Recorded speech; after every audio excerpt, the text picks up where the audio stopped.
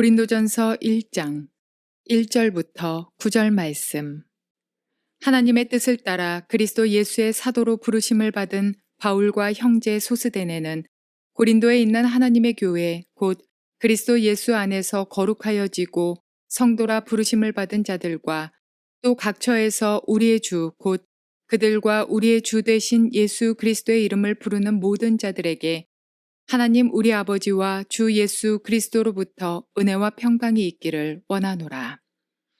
그리스도 예수 안에서 너희에게 주신 하나님의 은혜로 말미암아 내가 너희를 위하여 항상 하나님께 감사하노니 이는 너희가 그 안에서 모든 일 곧 모든 언병과 모든 지식의 풍족함으로 그리스도의 증거가 너희 중에 견고하게 되어 너희가 모든 은사에 부족함이 없이 우리 주 예수 그리스도의 나타나심을 기다림이라. 주께서 너희를 우리 주 예수 그리스도의 날에 책망할 것이 없는 자로 끝까지 견고하게 하시리라. 너희를 불러 그의 아들 예수 그리스도 우리 주와 더불어 교제하게 하시는 하나님은 미쁘시도다. 자, 좋은 아침입니다. 성령께서 여러분에게 은혜와 평강 주시기를 주의 이름으로 축복합니다. 자, 오늘은 고린도전서 1장 말씀을 통해서 하나님이 우리에게 주시는 음성을 들을 수 있기를 바랍니다. 고린도전서는 쭉 강의해 나가면서 때로는 한 장 전체를 하지 못할 때도 있고 또 나누어서 할 수 있다는 것을 미리 여러분에게 말씀을 드리기를 원합니다. 고린도전서 1장 들어가기 전에 조금 더 서론의 부분을 조금만 더 언급을 하면 바로 앞번에서도 말씀드린 것처럼 사도 바울이 AD 한 51년경에 세운 교회가 이 고린도 교회라고 우리가 볼 수 있는데 50년, 51년. 그런데 교회가 세워진 지 얼마 되지 않아서 2, 3년, 4년 지나가면서 고린도 교회 안에 문제가 일어났습니다. 교회가 세워진 지 2, 3년 안에 문제가 일어난다는 것은 너무 당연한 일일 것 같아요. 특별히 이방인들 사이에 세워진 이 교회가 무엇인지도 잘 모르는 사람들이 이제 교회로 형성돼 가지고 가정에 모이기 시작했고 또 그 당시에 고린도 교회 안에 모든 세속적인 문화의 영향을 받았던 성도들이 당연히 이 문제에 휩싸이는 것은 우리가 이해할 수 있는 문제인 것 같습니다. 그래서 이 고린도 전서와 고린도 후서는 특별히 교회를 개척한 지 한 2, 3년 되는 상황에서 일어나는 모든 문제 해결을 주는 책이라고 볼 수가 있습니다. 그러니까 어찌 보면 교회를 개척한 직후에 일어나는 문제 해결의 책. 다른 말로 표현하면 선교사들에게 굉장히 중요한 책이라고 볼 수가 있어요. 어느 교회, 어느 문화 속에 들어가서 어느 다른 민족 가운데 교회를 세워나갈 때 거의 동일한 문제가 일어날 수 있고 특별히 생각해 보세요. 2000년 전에 고린도 교회의 상황과 지금 우리의 사회의 상황이 비슷하다는 걸 생각해 볼 때 세속주의 하나만 보아도 똑같은 문제가 일어난다는 것을 우리가 알 수 있는 것이었죠. 고린도 교회를 세울 때 사도 바울의 마음이 어땠을까? 아마도 그 당시에 정치의 중심지, 문화의 중심지, 경제의 중심지 이곳에 가서 복음을 전하고 싶은 마음이 아주 강했을 거예요. 그런데 그 당시에 문화의 중심지라고 있는 곳은 사실 아테네였거든요. 헬라 철학의 중심지요. 그런데 거기 들어가서는 사실은 실패한 거예요. 철학을 철학으로 대적하려고 하다가. 그래서 고린도에 들어가서는 사도 바울이 철저하게 오직 예수만이 메시아시다. 그만이 그리스도시요. 그를 믿는 자에게만 구원을 주신다는 이 단순한 복음을 힘있게 전가하려고 애를 썼고 또 그뿐만 아니라 잠시 있는 것이 아니라 1년 6개월이라는 긴 세월 시간을 보내면서 복음을 전거했다는 걸 볼 수가 있습니다. 그리고 철학적인 접근을 완전히 버리고 오직 순수한 십자가 복음으로만 접근을 했기 때문에 고린도 교회는 강하게 세워졌고 영적인 은사도 강하고 성령의 역사도 강한 교회가 세워졌다는 거예요. 그런데 성령의 역사가 강한 만큼 악령의 역사도 강해서 왜냐하면 헬라의 모든 철학과 로마의 모든 신화들 그로 말미암는 이방 신전들 이런 것들은 결국 어둠의 영이 역사하는 장소였고 강한 십자가의 복음을 증거하면 증거할수록 악령과 이 하나님의 성령의 부딪힘이 일어나는 장소가 되어졌다는 거예요. 그것이 결국은 교회 안의 문제로 나타나기 시작합니다. 왜? 어둠의 영도 성령님도 사람 속에 역사하기 때문에. 그런 의미에서 우리가 하나님의 사역을 감당할 때 굉장히 중요한 건 십자가의 복음에 대한 확고한 믿음과 아울러 영적 민감성 혹은 영적 분별력이 하나님의 교회를 이끄는 데 있어 얼마나 중요한가 하는 사실을 우리는 인식할 필요가 있습니다.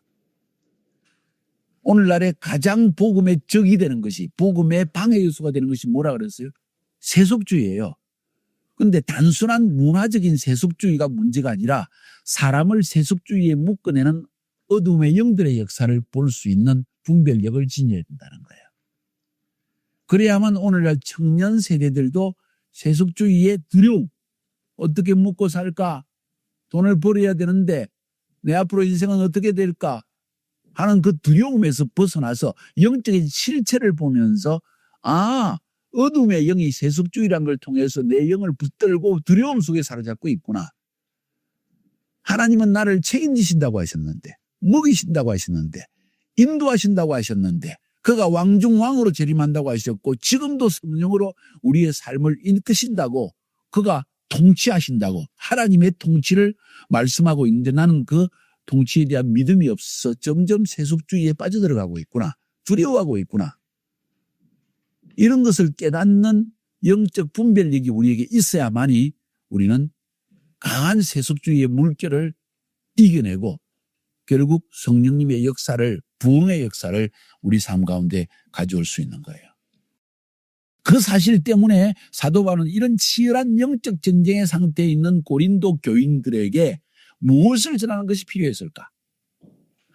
복음의 핵심을 전해야 되겠다는 확신을 가지게 됩니다. 그래서 복음의 확신을 심어주기 위해서는 복음이 무엇인가를 아는 것도 중요하지만 복음을 체험한 사람들의 간증은 굉장히 중요합니다. 그래서 고린도전서와 후서를 읽어보면 사도 바울의 간증적인 체험의 이야기가 강하게 터져나오는 거예요. 그냥 논리적으로 예수를 영접하는 것이 아니라 논리적으로 복음을 아는 것도 중요하지만 그것보다 더 중요한 것은 그 복음을 내 삶에 체험하는 것이, 인카운터, 하나님을 만나는 체험이 그렇게 중요하다는 사실이에요. 사도 바울이 힘있게 고린도 전후서를 통해서 이 문제를 해결할 수 있었던 근본 원인, 아덴에서 실패했다가 고린도에서 성공할 수 있던 근본 원인, 그것은 그가 복음을 인격적으로 체험한 사건이 있었다는 사실이에요.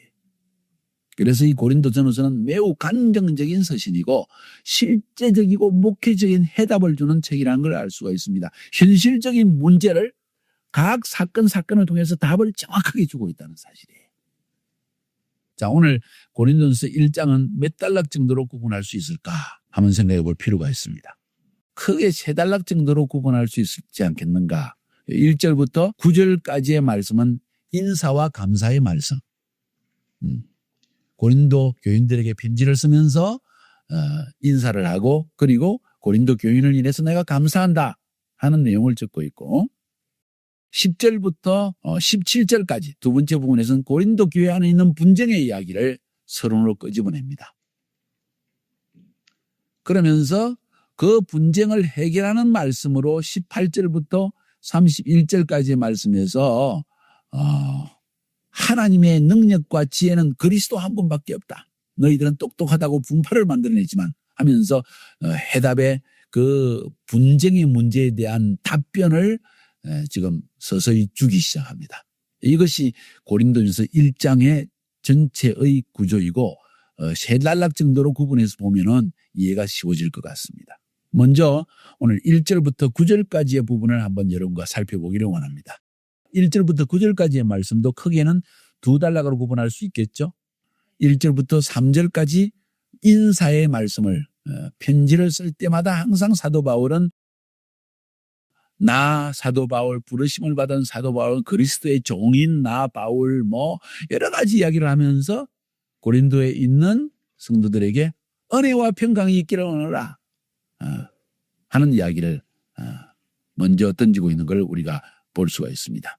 그게 이제 1절부터 3절까지에 있는 첫 번째 인사 부분, 두 번째 부분은 4절부터 9절까지 고린도 교인들에게 감사를 하고 있습니다. 감사할 일 하나도 없어요, 사실은. 문제가 지금 일어났으니까 문제가 한두 개가 아닙니다, 이거는. 분파 문제에다가 성적인 문제에다가 예배의 문제에다가 뭐 부활을 부인하는 문제에다가 이건 뭐 근본적인 문제가 막 일어났습니다. 그런데 사도 바울은 지금 감사하고 있는 거예요. 참 사도 바울은 영적으로 민감한 사람이라는 걸 알 수가 있고 사람을 다루는 데 있어서 어떻게 그들에게 무슨 말을 해야 될지를 참 잘 아는 사람이다 하는 사실을 우리가 깨달아 알 수가 있습니다. 자, 그래서 1절부터 9절까지 말씀 우리 한번 살펴봅시다. 먼저 문안 인사입니다. 하나님의 뜻을 따라 그리스도 예수의 사도로 부르심을 입은 바울과 형제 소스데네는 고린도에 있는 하나님의 교회 곧 그리스도 안에서 거룩하여지고 성도라 부르심을 받은 자들과 또 각지에서 우리의 주 곧 그들과 우리의 주 되신 예수 그리스도의 이름을 부르는 모든 자들에게 하나님 우리 아버지와 주 예수 그리스도로부터 은혜와 평강이 있기를 원하노라. 아멘. 세 가지의 중요한 것을 이야기하고 있는데 첫 번째는 바울 자신의 이 편지를 쓰고 있는 바울과 소스데네에 대한 이야기입니다. 사도 바울의 이야기를 서신서 편지를 쭉 살펴보면 히브리서와 요한 1서를 제외하고 모든 서신서에 공통적으로 볼 수 있는 것이 있습니다. 그게 뭔가 하니 나 사도 바울이다 하는 이야기를 먼저 던지고 있습니다. 사도 아포스톨로스 부르심을 받은 자이다. 신적인 권위를 지금 이야기하는 거예요. 그것도 자랑을 위한 것이 아니라 문제가 많은 고린도 교인들에게 나는 사도로 부르심을 받은 사도의 권위로서 너에게 이렇게 편지를 쓴다 하는 이야기로 지금 서두를 시작하는 거예요. 여기서 놀라운 사실은 하나님의 뜻을 따라 나는 사도가 되었다. 사람이 채운 것이 아니다. 임명장 받은 것이 아니다. 신학교 졸업해서 그런 것이 아니다. 하나님의 뜻이었다. 이방인의 사도로 부름받는 하나님의 뜻이었다. 이 사도 바울이 일평생 동안 하나님의 사역을 잘할 수 있었던 근본 원인이 뭔지 아세요? 내적 부르심의 확신입니다. 우리가 하나님의 사역을 감당할 때도 신학교를 졸업했다 뭐 그래서 권위가 있는 것이 아니라 하나님이 나를 부르셨다는 데서 권위는 나오는 거예요. 그때는 사람을 두려워하지 않는 마음, 사람을 부끄러워하지도 않는 마음, 사람의 얼굴을 가리고 사람의 인정을 받고자 하는 마음도 없습니다. 왜? 하나님이 나를 부르셨으니까. 이건 하나님의 뜻이라는 걸 아는 거예요. 그 시대 사도 바울을 부르신 하나님, 오늘날도 우리를 부르실 때 똑같은 부르심, 조금도 부족하지 않는 똑같은 부르심으로 우리를 부르신다는 사실. 이건 누가 특별히 뛰어나서 그런 게 아니라 이건 은혜로 되어지는 거예요. 그래서 1장 1절의 말씀은 굉장히 중요합니다. 하나님의 뜻을 따라 그리스도 예수의 사도로 부르심을 받은 바울과 형제 소스데네는 바울은 자기를 소개할 때 나는 하나님의 뜻을 따라 사도 되어졌고 예수 그리스도의 사도이다. 중요한 것은 예수 그리스도의 사도이다. 나는 사람들의 부르심을 받아 임명장을 받아 된 사람이 아니다. 예수님이 직접 나를 부르셨고 예수가 그리스도라는 것을 증거하기 위해서 그것이 본업인 사람이다. 사람들이 종종 자기의 본업이 중요한 일이 뭔지를 잊어버리고 사는 사람들이 많아요. 우리의 본업은 예수가 그리스도시다. 그리스도라는 말은 헬라 말이에요. 크리스토스. 그 말을 그대로 히브리 말로 바꾸면 메시아. 한국말로 기름 부음을 받은 자. 예수가 그리스도라는 것. 우리는 그냥 예수 그리스도 쉽게 말하지만 예수가 그리스도다. 사도행전에 보면 초대교회가 예수를 증거할 때 예수는 그리스도라고 담대히 증거하니라. 예수가 메시아라고 담대히 증거하니라. 이런 이야기. 사도 바울은 이 일을 위해서 부름받은 거예요. 우리가 교회 사역을 해나갈 때 가장 중요한 것은 지금 다른 것이 아니에요. 모든 것은 전부 옆으로 제껴놓고 예수가 그리스도라는 걸 증거하는 것이 우리의 사역의 근본이 되어야 된다는 거예요.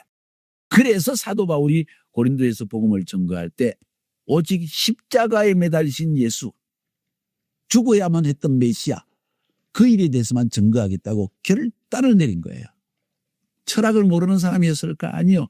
유다이즘의 모든 모세의 율법을 모르는 사람이었을까? 그것도 아니요. 다 아는 사람이었어요. 똑똑한 사람이었어요. 헬라의 철학을 다 연구했고 가말리엘의 문화에서 율법을 배운 사람이었으나 그는 오직 예수는 그리스도, 십자가의 복음만을 증거하려고 결단을 했다는 거예요. 그러면서 2절에서 고린도에 있는 하나님의 교회라는 표현을 쓰고 있습니다. 하나님의 교회에 지금 편지를 쓰는 거예요. 이건 무슨 침례교회, 장로교회, 감리교회, 무슨 루터교회 이런 것이 아니라 고린도에 있는 하나님의 교회. 서론에서도 말씀드린 것처럼 고린도 안에 많은 가정교회로 모였다는 걸 우리가 알 수가 있어요. 소스데네의 집에서 또 아굴라와 브리스길라의 집에서 여러 사람의 집에 모이는 가정교회. 5명, 10명, 20명, 나중에는 어떤 가정교회는 커져가지고 30명, 40명 커져서 나눌 수밖에 없었고 이런 그 교회, 그 모든 그 교회들이 하나로 합쳐서 고린도에 있는 하나님의 교회. 너희들은 모두 하나님의 교회이다. 어느 목사님의 교회가 아니고 어느 장로님이 개척한 교회가 아니고 하나님의 교회. 하나님이 뜻이서 하나님이 세우신 교회. 그래서 여기서 사도 바울이 강조하는 것은 교회에 대한, 그것도 하나님의 교회에 대한 이야기이고 예수 그리스도에 대한 이야기라는 거예요.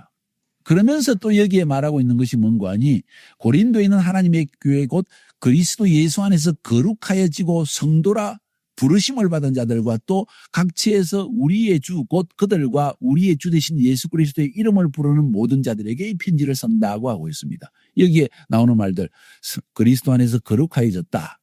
하기오스 이 말은 구별되어졌다. 세상과 세속주의와 구별되어진 너희들. 그래서 성도라 부르시면 이건 성도, 거룩한 사람들이란 뜻이죠. 왜 거룩합니까? 구별되었기 때문에. 예수를 믿어서 세상과 구별되어졌기 때문에. 교회는 구별된 사람들의 모임입니다. 그리고 교회는 부르심을 받은 사람들입니다. 우리가 특별히 잘나서가 아니라 하나님의 은혜로 부르심을 받은 사람들, 성도로 부르심을 입었다. 너희들은 세상과 구별되어졌다 하면서 하나님이 우리를 불러냈다는 거예요. 그 당시에 교회라는 말이 사용된 언어가 에클레시아라는 에크 플러스 칼레오, 세상으로부터 불러냄을 받은 사람들을. 그게 에클레시아라는 거예요. 그러니까 이 하나님의 교회는 굉장히 중요한 신적인 공동체라는 것을 우리가 이해할 필요가 있습니다. 사도 바울은 그 신적 공동체 안에 세속적인 영이 들어와 있는 것을 보고 마음 아파하며 이 글을 쓰고 있다는 거예요.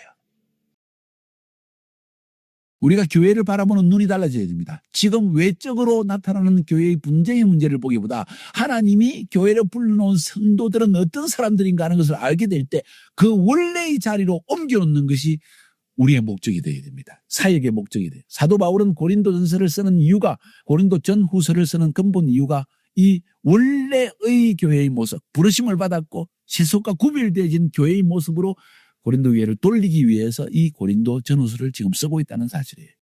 그래서 이 편지의 서두에 사도 바울은 나는 사도로 부르심을 받은 자요 하나님의 뜻을 따라 예수 그리스도를 증거하는 사도로 부르심을 받았는데 나는 그 교회를 교회되기 위해서 그 일을 위해서 지금 고린도 전후서를 쓰고 있다는 거예요. 그래서 상기를 시키는 거예요. 기억시키는 거예요. 나는 이 일을 위해 부르심을 받은 자이며 교회는 부르심을 받았는데 세상에서 구별되도록 부르심을 받은 자들이다. 그리고 이 일 때문에 그리스도를 각지에서 부르는 사람들에게 이 편지를 나는 쓰고 있다 하는 이야기를 하고 있다는 거예요. 그래서 이 고린도전서는 매우 중요한 책이에요. 서두에서부터 암시를 주면서 이 편지를 하나하나 풀어나가는 사도 바울, 굉장히 영적으로 민감한 사람입니다. 그러면서 하나님 우리 아버지와 주 예수 그리스도로부터 은혜와 평강이 있기를 원하노라. 참 문제 많아서 한 데 가서 꿀밤을 때려주고 싶은데 야단을 치고 싶은데 혼을 내주고 싶은데 그래도 하나님의 은혜와 평강이 필요한 사람들이에요. 우리도 마찬가지예요. 카리스와 샬롬이 너희에 있기를 원한다. 카리스는 거절 주는 하나님의 선물, 은혜. 그것이 은혜라는 거예요. 평강은 하나님이 우리 심령들에 깔아놓으시는 근본 삶의 기초. 이 두 가지를 사도 바울은 축복하면서 주고 있습니다. 그러면서 두 번째 부분으로 넘어가서 4절부터 9절까지는 이 고린도 교회를 인한 감사의 말씀을 주고 있습니다. 아까도 말씀드렸지만 감사할 일이 하나도 없는 고린도 교회예요. 온갖 문제, 분파를 만들어내고 서로 누구 파다 막 편가름을 하고 성적인 문제가 일어나서 아버지의 아들이 같이 잠을 자고, 그러니까 성적으로 무난한 거죠. 벌써 아버지가 첩, 3첩, 4첩 막 아내를 몇 명을 거느리고 살고 있었다는 이야기예요. 그 아버지가 첩을 넣었는데 그 첩과 함께 아들이 또 잠을 자고 이런 문란한 도시였다는 걸 알 수가 있죠. 우상 제물을 가지고 또 우상의 제물을 먹고 마음대로 편하게 먹는 뿐이지. 아무렇게 생각하지는 분이지. 세속주의가 워낙 강해가지고 뭐 주님이 부활한다는 이야기가 어디 있냐. 아이 지금 먹고 즐기자. 캐셔라 세라. 이런 문화가 가득 찬 고린도 교회. 예배는 엉망이야. 각자 지 마음대로 드리고 있어. 질서가 없어. 이런 교회 안에 무슨 감사가 일어나겠어요, 내 말이. 정말 그냥 근심이 되어지고, 저놈들 뭐라고 내가 말했나 불러서, 이 분파들 전부 다, 분파를 일으킨 놈들 다 불러가지고 한번 다 쫓아내버릴까, 이런 마음도 들지 않겠어요? 그런 마음에서 무슨 감사의 마음이, 감사의 분위기가, 감사의 얼굴이 나오겠어. 근데 사도 바울은 여기에서 감사를 드립니다. 도저히 감사가 나오지 않는 상황 속에서 사도 바울은 감사의 말을 먼저 하고 있다는 거야. 왜 그럴까? 책망을 들으면 사람들은 오히려 쭈그러들고 자기를 방어하려고 하고 오히려 공격을 하려고 합니다. 혹은 책망을 듣고 너무 낭망해서 넘어질까 봐 사도 바울은 고린도 교회를 염려하는 마음에서 나는 너희를 인해서 항상 하나님께 감사한다. 감사가 생활화되어진 삶, 감사가 절대화되어진 삶. 어떤 상황 속에서 나는 감사하리라. 어떤 일이 일어나도 합력하여 선을 이루신 하나님을 나는 믿으면서 감사하리라. 믿음이 없으면 감사 못하는 거예요. 내 앞에서 모든 것이 무너지고 내 마음이 무너지고 내 가정을 쳐다보고 내 부모를 쳐다보고 내 현재의 상황을 내 꼬라지를 쳐다봐도 낙담할 수밖에 없지만은 그러나 하나님이 모든 상황을 바꿔주시리라. 이게 우리의 믿음이에요. 누구 때문에 서 있는 사람이 되어서는 안 됩니다. 내 자신이 우뚝 서야 됩니다. 내 부모 때문에, 내 자식 때문에, 내 친구 때문에, 내 현재 상황 때문에 넘어지는 사람이 되어서는 안 돼요. 내가 강해야 됩니다. 절대 일어서야 됩니다. 나를 쳐다보고 사람들이 오히려 일어설 수 있는 몽울이 되어져 있다는 이야기예요. 강할 수 있습니다. 그리스도 안에서는. 성령님께서 우리 안에 들어오셔서 우리를 그리스도만큼 예수님만큼 강하게 하시고 예수님이 하신 일보다 그 더 큰 일을 할 수 있도록 우리를 바꿔주실 것입니다. 이것이 우리의 정체성이에요. 이 일을 위해서 우리는 부르심을 받았다는 거예요. 사도 바울은 그것 때문에 고린도 교회 이야기를 들을 때 낙담될 수밖에 없고 저놈들을 어떻게 할까 하는 마음이 일어나는 순간에 하나님께 감사를 드리는 거예요. 감사를 생활할 수 있기를 바랍니다. 무엇 때문에 감사했습니까? 하나님의 은혜가 감사해서 감사했습니다. 고린도 교회에는 무슨 은혜가 있어요? 다 깨졌는데. 그런데 하나님이 고린도 교회를 세워주신 것도 감사하고 문제가 있어도 하나님이 고린도 시안에 이런 교회들을 세운 게 감사하고 또 감사할 제목을 찾아서 감사합니다. 사도 바울은. 뭐라고 말합니까? 너희들이 모든 구변과 모든 지식에 풍족하기 때문에 감사한다. 고린도 교회 안에 헬라 철학의 영향으로 똑똑하고 유능한 사람이 많았다는 거예요. 그래서 감사한다. 그것 때문에 싸움도 했는데. 그런데 구변과 지식에 풍족하다는 그것도 참 필요한 거예요. 지식은 하나님이 주신 거예요. 지정의, 지식과 감정과 의, 우리의 의지, 이것은 하나님이 주신 거예요. 그것은 그 자체는 나쁜 것이 아니에요. 어떻게 사용하느냐가 문제라는 거죠. 그런데 고린도 교회는 고린도시 안에는 다른 도시보다도 이런 헬라 철학의 영향으로 똑똑한 사람이 많았던 것 같아. 지금으로 말하면 사립학교도 많았던 것 같아. 돈이 많아가지고. 유명한 철학자를 불러서 가르치기도 많이 했던 것 같아. 그것이 있다는 건 나쁜 거 아니에요. 어떻게 사용하는 중이에요. 사도 바울 같은 사람은 가말리엘이 문화에서 헬라의 모든 것도 배우고 율법도 다 배운 사람이잖아요. 그래서 유능하게 쓰임받았잖아. 그것 때문에 바울은 지금 감사하는 거예요. 모든 구변과 모든 지식에 너희들이 풍족하기 때문에 감사한다. 뿐만 아니라 그리스도의 증거가 그들 안에 견고하게 증거 때문에 내가 감사한다. 다시 말해서 하나님의 복음이 나를 통해서 너희들 안에 증거하고 이렇게 세상적으로 똑똑한 너희들 속에 하나님의 복음을 믿는 믿음이 강해진 것도 내가 감사한다. 그러면서 7절에서는 너희에게 은사에 부족함이 없는 것도 내가 감사한다. 나중에 보면 뭐 은사 때문에 뭐 깨지고 갈라지고 별일이 다 일어나고 예배도 제대로 되지 않고 그랬지만은 어쨌든 은사가 있는 것 감사하다. 왜? 뭐 금방 태어난 어린아이가 뭘 할 수 있겠냐? 이제 개척된 지 2, 3년밖에 되지 않는 교회가 뭘 할 수 있겠느냐? 어쨌든 하나님이 성령의 은사를 부어주신 것만 해도 나는 감사하다 하고 또 감사하고 있는 거예요. 7절에서 그 다음에 또 그리스도의 나타나심을 너희가 기다림이라. 종말론적 신앙을 너희들이 가지고 있는 것도 내가 감사하다. 사도 바울이 처음에 갔을 때 보세요.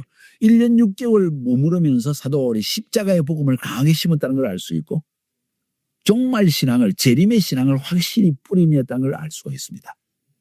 그런데 많은 사람들이 교회를 개척해 나갈 때 막 예수님의 재림, 종말에 대한 이야기하는 걸 두려워하는 사람들도 있어요. 아, 이거 믿음을 받아들일 수 있을까? 막 이러면서 인간적으로 머리를 굴려가지고 그냥 너무 부드럽게 사람들의 수준에서 이해한다고 복음을 전한다고 하면서 아주 원색적인 정확한 복음을 전하지 못할 때가 많다는 거예요.